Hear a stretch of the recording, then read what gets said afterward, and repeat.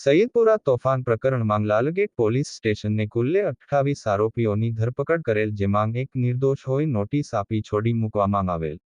બાકી 24 આરોપીએ principal session જજ સાહેબ માંગ જામીન અરજી કરેલ, જે જામીન અરજી 14 માંગ એડિશનલ ડિસ્ટ્રિક્ટ જજ એમ કે મોઢ સાહેબની કોર્ટમાં આજરોજ કુલ્લે 13 જામીન અરજીઓમાં 24 આરોપીઓએ જામીન અરજી કરેલ.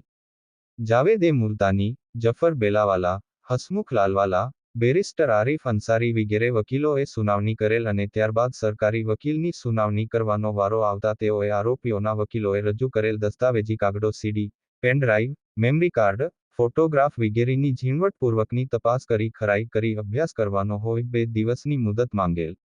કોર્ટ જણાવેલ કે અગાઉ તમને 2 દિવસ મુદતના મળી ચૂક્યા છે, જેથી હવે કોઈ મુદત મળશે નહીં. આવતીકાલે 21 સપ્ટેમ્બર 2024 ના રોજ બપોરે 3:00 વાગે સુનાવણી કરવી પડશે તેમ કહી મુદત આપેલ.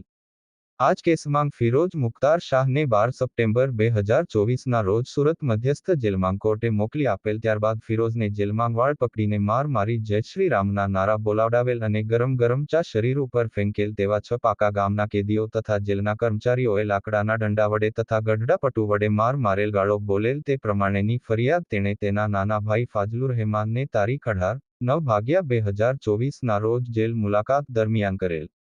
જેથી ફિરોઝના વકીલ જાવેદ મુલ્તાનીએ તરત જ police commissioner Surat, DIG Gujarat રાજ્ય, મુખ્યમંત્રી ગુજરાત રાજ્ય, ગૃહમંત્રી ગુજરાત રાજ્ય, national human right commission New Delhi વગેરેને ઈમેલ દ્વારા ફરિયાદ મોકલાવેલ અને 20/9/2024 ના રોજ પોલીસ કમિશનરને ફજલુર રહેમાન અને તેમનું પરિવાર રૂબરૂ મળી ફરિયાદ આપવા ગયેલ તો ના પાડી દેતા 14 માંગ એડિશનલ સિવિલ જજ અને જ્યુડિશિયલ મેજિસ્ટ્રેટ ફર્સ્ટ ક્લાસ જજ સાહેબ પ્રખર ગૌતમ સાહેબની કોર્ટમાં અરજી ફરિયાદ દાખલ કરેલ અને કોર્ટે સુપ્રિન્ટેન્ડન્ટ સુરત જિલ્લા મધ્યસ્થ જેલ પાકા કામના 6 કેદીઓ તથા પોલીસ કર્મચારીઓ વિરુદ્ધમાં કાયદેસરની કાર્યવાહી કરવા સારું ફિરોઝને કોર્ટમાં બોલાવવાની જરૂર હોય, જેથી સુરત જિલ્લા મધ્યસ્થ જેલને નોટિસ કરી હુકમ કરેલ કે ફિરોઝને જેલમાંથી ન્યૂ સિવિલ હોસ્પિટલ સારવાર કરાવડાવી બાદ કોર્ટમાં રજૂ કરવો. ફિરોઝને આજરોજ કોર્ટમાં રજૂ કરતા ફિરોઝને ઇન કેમેરા બંધ બારણે જજ સાહેબે તેની ફરિયાદ લીધેલ. ફિરોઝે કોર્ટને જણાવેલ કે જેલમાં અમોને શરીર તપાસ દરમિયાન મધ્યસ્થ જેલના પોલીસવાળાઓએ વાળ પકડી 100મી વધારે ઉઠક બેઠક કરાવેલ અને તે દરમિયાન હું નીચે પડી જતા મને પ્લાસ્ટિકના દંડા વડે જાંઘના પાછળના ભાગે માર ત્યારબાદ મને આફ્ટર નામના જેલ બેરેકમાં મૂકી દીધેલ અને એક રાત પછી મને હાઈ નામના જેલ બેરકમાં મૂકી દીધેલ. હાઈમાં મને મૂકી દીધા બાદ ત્યાં હાજર 5 કેદીઓએ મને જેલની બારીમાંથી વાલ પકડીને લોખંડના સળિયા સાથે મારું માથું હફાડેલ અને મને મારેલ, ગાળો આપેલ, જેની ફરિયાદ મેઇન જેલરને કરેલ તો તેમણે જણાવેલ કે કાયદેસર કાર્યવાહી થશે. પછી બીજા કેદીઓએ મારા ઉપર કપ દ્વારા ગરમ ચા ફેંકેલી અને મારી પાસે જય શ્રી રામના નારા લગાવડાવેલ.